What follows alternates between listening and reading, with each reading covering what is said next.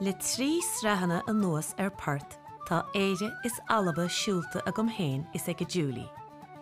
Ó inse gáil gur thiarthar na héireann, agus os na carracha móra go ceantar thuaithe. Ach sa trá nuasa tá muid a dul níos fuide I géin I ríist. Is ó dheasa tá muid a dul agus sin sa tóir tradiisiún cheoil ar gol carracha an Muireann. Tá nasc láidir idir cheoil gaelach na héireann is na halaban le ceoil na Galíise.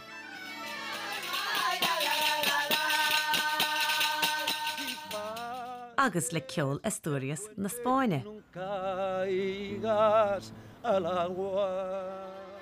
Ach is an éarthar na Franca a chuirimid tús den ar neistir.